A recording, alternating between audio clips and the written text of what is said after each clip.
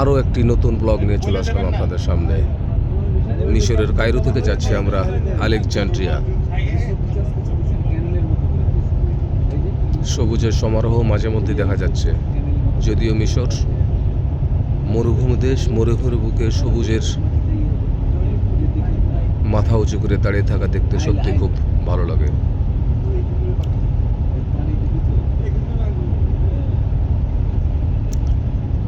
শত শত ভ্যালি চোখে পড়ে। এই সব জায়গাতে আমার মনে হয় আগে আবাদ পানি খুব কম হতো, কিন্তু এখন বর্তমানে প্রচুর বিভিন্ন ফসল ফল ফলাতে হয়।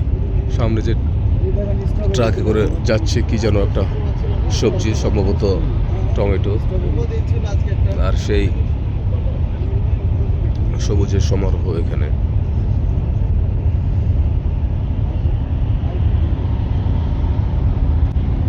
আজকে শুক্রবার, জানি না এখানে সাপ্তাহিক ছুটি কিনা।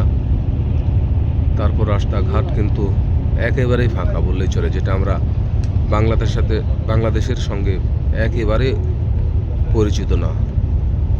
সাপ্তাহিক ছুটি কোনো রবিবার।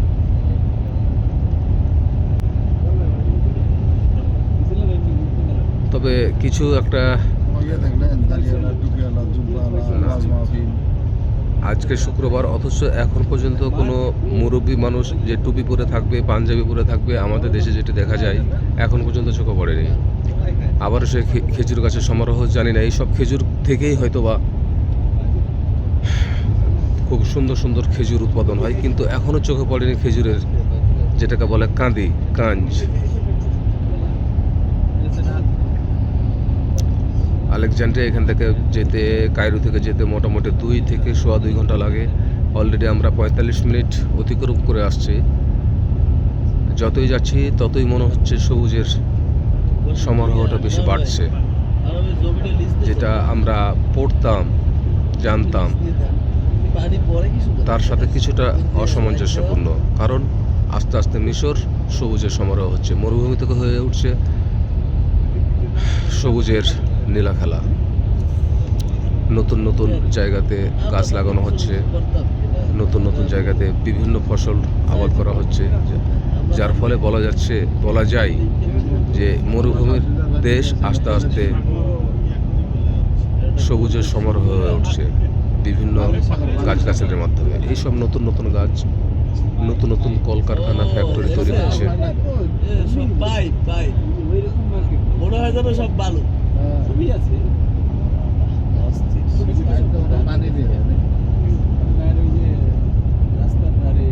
এগুলো কিন্তু আবাদের জন্য তৈরি করা হচ্ছে, অথবা কোনো বিল্ডিং, কারখানা ইত্যাদি তৈরি হওয়ার জন্য। এগুলো আর ফাঁকা থাকবে না ভবিষ্যতে। হয়তো আজ থেকে 10 বছর, 5 বছর, 15 বছর পর মরুভূমির নাম পাল্টে গিয়ে মিশর হয়ে যাবে অন্য ভূমি।